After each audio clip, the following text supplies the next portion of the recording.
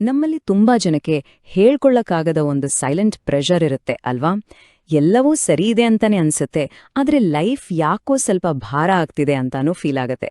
ಬನ್ನಿ, ಈ ವಿಶ್ಲೇಷಣೆಯಲ್ಲಿ ಈ ಒತ್ತಡದ ಹಿಂದಿನ ಕಾರಣ ಏನು ಮತ್ತೆ ಅದರಿಂದ ಹೊರಬರಲು ಒಂದು ಹೊಸ ದಾರಿ ಇದ್ಯಾ ಅಂತ ನೋಡೋಣ. ನಮ್ಮ ಸುತ್ತಮುತ್ತ ಎಲ್ಲವೂ ಅನಿಶ್ಚಿತ ಅಂತ ಅನ್ಸಿದಾಗ ಅವಾಗ ನಾವು ಸ್ಥಿರವಾಗಿರೋ ಒಂದನ್ನ ಕಟ್ಟಬಹುದು. ಹೌದು, ನಮ್ಮ ಆರೋಗ್ಯ ಮತ್ತೆ ನಮ್ಮ ಆದಾಯದ ಮೇಲೆ ಒಂದು ಹಿಡಿತ ಸಾಧಿಸಿದ್ರೆ ಒಂದು ಭದ್ರವಾದ ಬುನಾದಿಯನ್ನ ನಾವೇ ಹಾಕ್ಕೊಳ್ಬಹುದು. ಇದನ್ನೇ ನಾನು ಹೇಳಿದ್ದು, ಒಂದು ರೀತಿಯ ಸದ್ದಿಲ್ಲದ ಒತ್ತಡ. ನಮ್ಮ ಇವತ್ತಿನ ಆಧುನಿಕ ಭಾರತೀಯ ಜೀವನದಲ್ಲಿ ಹೊರಗಿಂದ ನೋಡಿದ್ರೆ ಎಲ್ಲವೂ ಪರ್ಫೆಕ್ಟ್ ಆಗಿ ಕಾಣ್ತಾ ಇರುತ್ತೆ, ಆದ್ರೆ ಒಳಗೊಳಗೆ ಏನೋ ಒಂದು ಕಾಡ್ತಾ ಇರುತ್ತೆ ಅಲ್ವಾ? ಈ ಫೀಲಿಂಗ್ ಎಲ್ಲಿಂದ ಬರುತ್ತೆ? ಇದಕ್ಕೆ ಪರಿಹಾರ ಇದೆಯಾ? ಬನ್ನಿ ನೋಡೋಣ.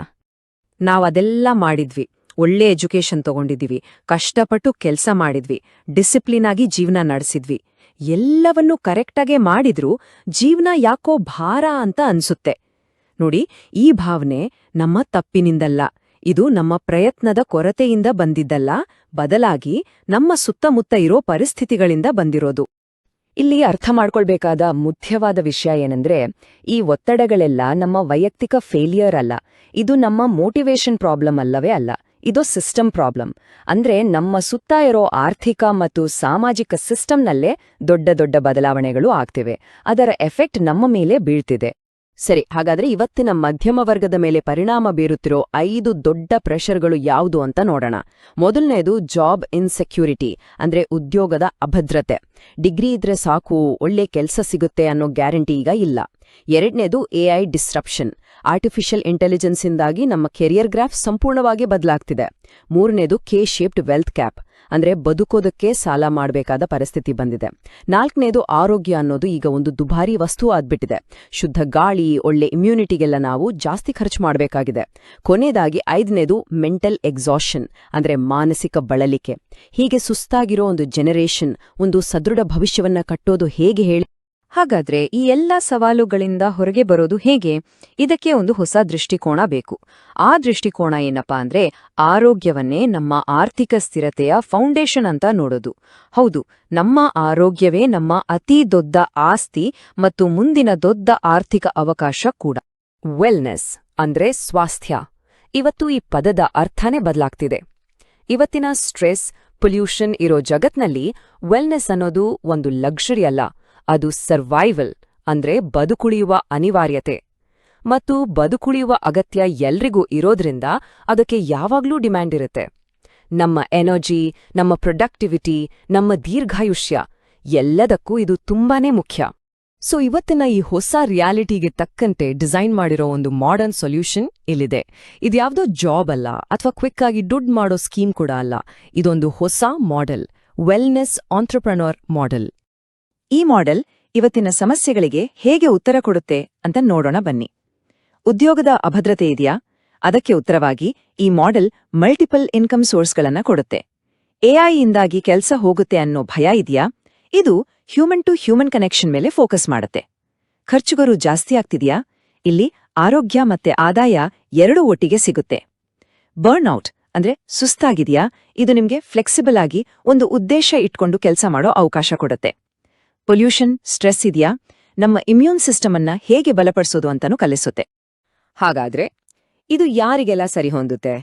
ಉದ್ಯೋಗದ ಬಗ್ಗೆ ಚಿಂತೆ ಮಾಡ್ತಿರೋ ವಿದ್ಯಾರ್ಥಿಗಳಿಗ ಖಂಡಿತ. ಎರಡನೇ ಆದಾಯ ಬೇಕು ಅಂತ ಅನ್ಕೊಳ್ತಿರೋ ಪ್ರೊಫೆಷನಲ್ಸ್ಗೆ, ಅವರಿಗೂ ಕೂಡ. ಸ್ವಂತ ಕಾಲ್ ಮೇಲೆ ನಿಲ್ಬೇಕು ಅನ್ಕೊಳ್ಳೋ ಗೃಹಿಣಿಯರಿಗೆ, ರಿಟೈರ್ಮೆಂಟ್ ಆದ್ಮೇಲೆ ಒಂದು ಉದ್ದೇಶ ಬೇಕು ಅಂತಿರೋರ್ಗೆ, ಅಥವಾ ಸುಮ್ನೆ ಬದುಕೊಳಿಯೋಕೆ ಹೋರಾಟ ಮಾಡಿ ಸಾಕಾಗಿರೋ ಯಾರಿಗ ಆದ್ರೂ ಇದು ಒಂದು ಒಳ್ಳೆ ದಾರಿ.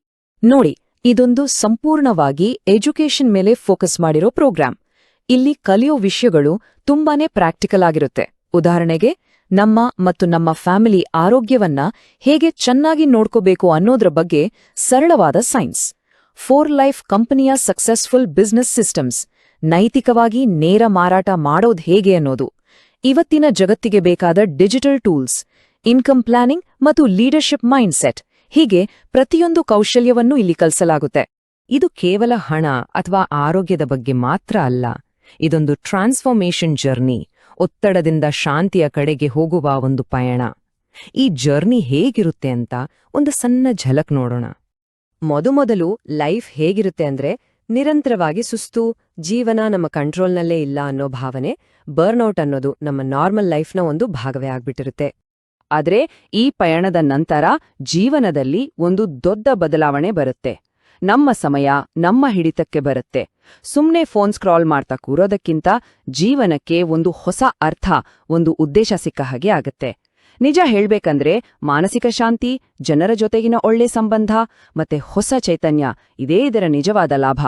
ಸೊ ಈಗ ಈ ಹೊಸ ಪಯಣವನ್ನ ಶುರು ಮಾಡೋಕೆ ನಿಮಗಿದು ಒಂದು ಆಹ್ವಾನ. ಇದೊಂದು ಪ್ರಜ್ಞಾಪೂರ್ವಕವಾದ ಆಯ್ಕೆ, ನಮ್ಮ ಭವಿಷ್ಯವನ್ನ ನಾವೇ ರೂಪಿಸಿಕೊಳ್ಳೋಕೆ ಸಿಕ್ಕಿರೋ ಒಂದು ಅವಕಾಶ. ಒಂದು ವಿಷಯ ಯೋಚನೆ ಮಾಡಿ, ನಾವು ಎಕಾನಮಿಯನ್ನ ಕಂಟ್ರೋಲ್ ಮಾಡೋಕೆ ಆಗಲ್ಲ ಅಲ್ವಾ? ಆದ್ರೆ ನಾವು ಏನನ್ನ ಕಂಟ್ರೋಲ್ ಮಾಡ್ಬೋದು? ನಮ್ಮ ಪ್ರತಿಕ್ರಿಯೆಯನ್ನ, ನಮ್ಮ ಆರೋಗ್ಯವನ್ನ, ಮತ್ತೆ ನಾವು ತಗೊಳ್ಳೋ ಆಯ್ಕೆಗಳನ್ನ. ಇದನ್ನಂತೂ ನಾವು ಖಂಡಿತವಾಗಿಯೂ ಕಂಟ್ರೋಲ್ ಮಾಡ್ಬೋದು. ಇವತ್ತಿನ ಜಗತ್ತು ತುಂಬಾ ಗದ್ದಲ, ಭಯದಿಂದ ತುಂಬಿದೆ. ಇಂಥ ಸಮಯದಲ್ಲಿ ನಾವು ಮನೆಯಿಂದಲೇ ಆರೋಗ್ಯ, ಆದಾಯ ಮತ್ತು ಅರ್ಥಪೂರ್ಣ ಜೀವನದ ಒಂದು ಶಾಂತಿಯುತ ದಾರಿಯನ್ನ ಆಯ್ಕೆ ಮಾಡ್ಕೊಳ್ಬಹುದು. ಇದು ಕೇವಲ ಒಂದು ಅವಕಾಶ ಅಲ್ಲ, ಇದು ಇವತ್ತಿನ ಕಾಲಕ್ಕೆ ಒಂದು ಸರಿಯಾದ ಉತ್ತರ.